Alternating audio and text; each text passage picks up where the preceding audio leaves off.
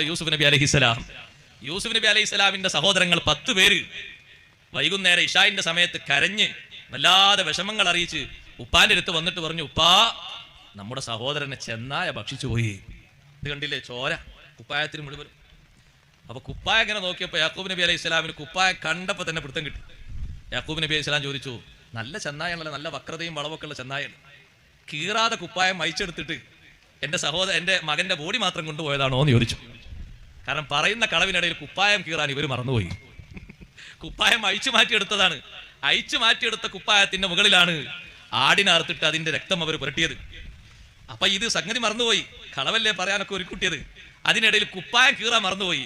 യാക്കൂബ് നബി അലൈഹി സ്വലാം ചോദിച്ചു, നല്ല ചെന്നായാണല്ലോ, കുപ്പായമൊക്കെ ഊരി അഴിച്ചെടുത്തിട്ട് ബോഡി മാത്രം കൊണ്ടുപോയതാണോ എന്ന് ചോദിച്ചു. ചെന്നായാണ് പിടിച്ചതെങ്കിൽ കുപ്പായത്തിന്റെ രൂപഭാവം ഇങ്ങനെയല്ല കാണേണ്ടത്, അത് പറിച്ച് കീറി പല രൂപത്തിലേക്കായിട്ടുണ്ടാകും.